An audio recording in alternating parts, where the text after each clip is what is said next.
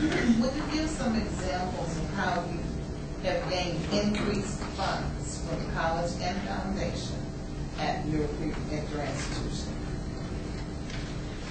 Well, because we did not have our accreditation yet, we didn't have federal financial aid, and so we had to do a lot of different things to raise money for scholarships.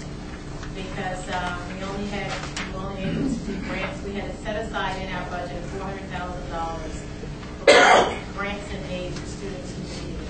And we started out with them filling out the FAFSA for that money, just to get them used to the idea once financial aid, we were able to get financial aid. So we used that as a criteria. But we go to different businesses and industries have contributed money. One of the biggest events that we did once we built our theater was we started an Evening With program. And the money from that program would be used for scholarships for faculty, staff, and students in that order. Because I had a faculty member come to me who had an invitation to go to the Oxford Roundtable, and he's a history professor. And I was like, I don't have $4,000, $5,000, and that's what you need. I can't justify it. The legislative auditors will hit your room if they see this expenditure for one person and ask what we think and why did you do this.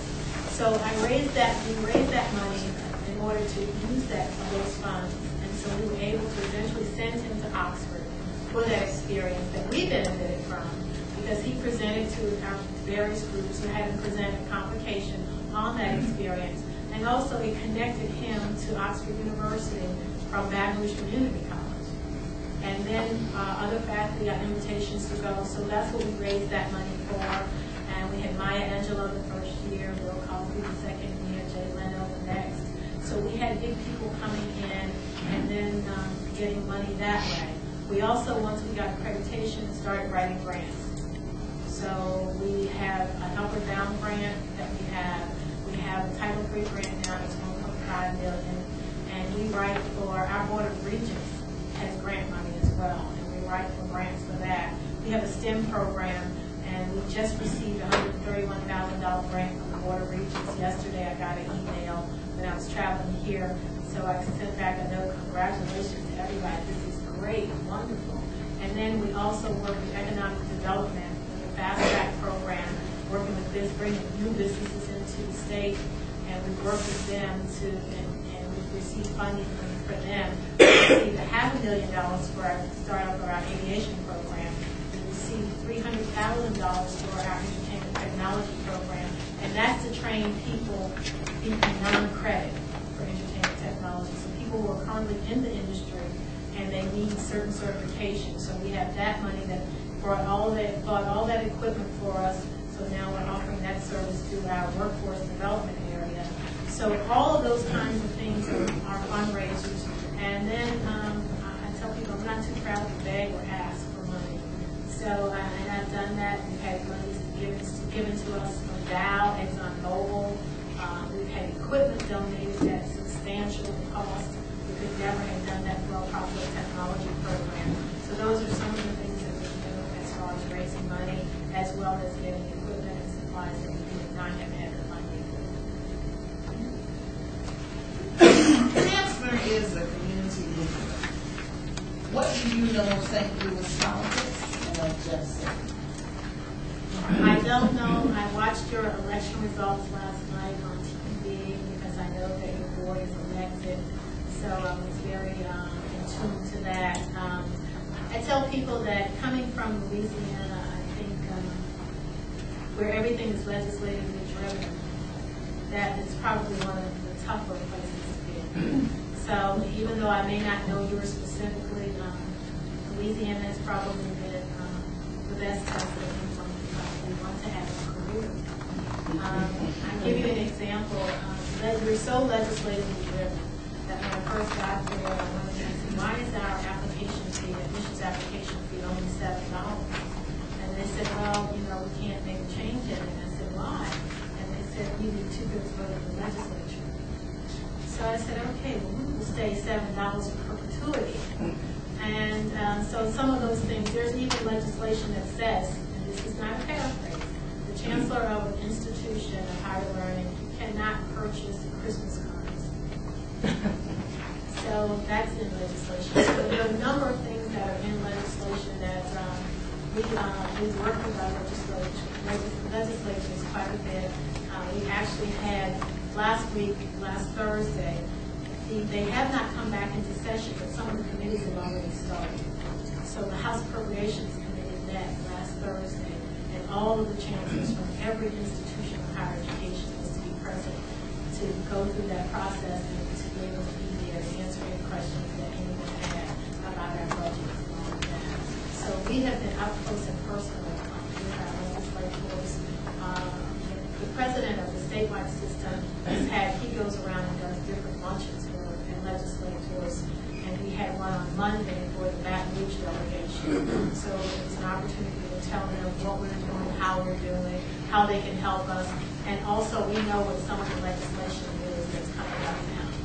We did not control our tuition until last year, the legislature did. So that the legislature actually determined that you could make a 3% increase in tuition each year if they didn't need necessary. So I don't know if yours is better than that or equal to that, but it's been an interesting process. And we try to get legislation through, and this probably happens to you too, but some people, one of the community colleges only exists because they added it as an attachment to another bill for another school at the very last minute, and they don't have enough time to read through it. So, right, it's in, and it's 20 minutes away from us. And so we're pulling from some of the same populations. So that's just some examples of some of the things that I think can translate over. And also growing up in Baltimore City, which also has a very rich history of politics and all of that as well. So to learn how to work with people, keep them apprised of what you're doing, and then tell them when you need help. And try not to call them in too much, because when I really, really need them, I really want to be there. But I try to go out to lunch and talk to them, invite them to an event, and chat with them while they're there, tell them what we're doing, how we're doing, and then they can say, well, what do you think about the grad act that we just passed last year? Well, it turned out to be nothing like what we had put in, with the addendums and the things that we had focused on community college. None of that came to fruition. Now we did our first response to the grad act outcomes. It was due last Friday, and all of us proved it. And it's about that thick, and it's all thick. Now, I don't know which legislator is going to be every page of that for the almost 56 schools in the state of Louisiana. But that's where we are. And now we have a grad act 2 legislation that I'm calling son of the grad act. And I have no idea how that's going to be. I really don't. So that's my experiences with legislature and all the politics. Dr. Dorsey, what do you see as the top priorities for the STLCC Chancellor? This is a two-parter. Why do you want this position? Please be as specific as possible. Well, I think the challenges are going to be the same that are the challenges for all of us, and that's the finance. And, I said back in the 70s and the 80s, we thought we were doing more with less. But this will be our true test of doing more with less. And I think working through all of those processes, keeping people apprised of what's going on, and where, what the story is, what the real story is, and how, getting ideas and getting involved, and so everybody's at the table and working through this, because it is going to take collaboration to get through this.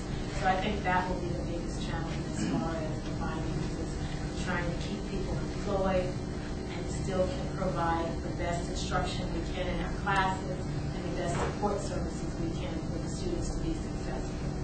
Because we still have the mandate of trying to meet the 5 million graduates by 2020. So that hasn't gone off the table. And then we also have the struggle right now with all of the Pell Grant legislation, which doesn't help with either. So we're going to have a number of challenges that we'll have to work with. But I tell people I will write a letter in a minute, and we will write and do the things that we need to do and try to make our voices heard. And I think I sit in a great position as well as the incoming chair of the ACC board, where I can have a position to let the school know exactly what's going on before others know what's going on, and try to get an advanced start.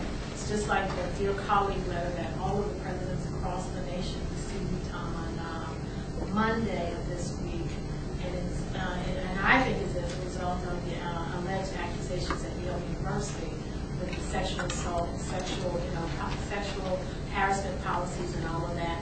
And that document is printed front and back, and it's got to be at least 20-some pages of text straight through, asking all of us to look at what our policies are, making sure they're up to speed, making sure that we are aware and we are sensitive to sexual assault and different activities like that. So that just came out on Monday, and we have a crisis communication team that deals with emergencies, that deals with weather disasters, natural disasters, all of that, and we've had in place. And they're the ones I gave the copies to initially, because we're going to discuss that at our next crisis team meeting. We meet every other week, every other Tuesday at 9 o'clock. And, we normally are gearing up for June 1st for hurricane season. We're going to deal with this, and then we'll get geared up for hurricane season part of it. But I think that's going to be a challenge as well. Why St. Louis Community College? I think at this point in my life, I've done a lot of different things. And I tell people that whatever information I have, I'm willing to share it. I'm willing to help students with progressing and meeting their educational goals. I think that all of my experiences have prepared me for this position.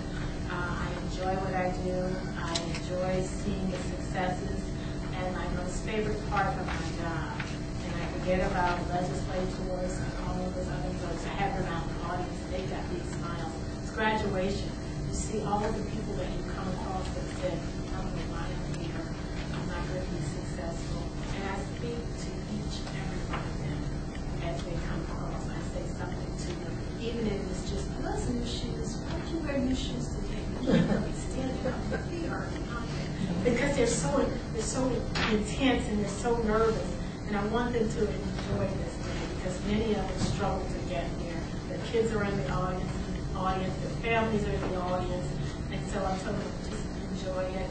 And then I have to hold them there for a picture. And I said, what does picture look like? So come on now, smile. And so, and again, trying to be a part of what they've accomplished and making it comfortable for them, and making them so that they feel comfortable if they transfer to another institution, how to go and how to ask for the things that they need to do, be confident in themselves to do that. So I think some of that I bring to you as well. That's just 33 years of experience in higher education and doing the different jobs that I've done.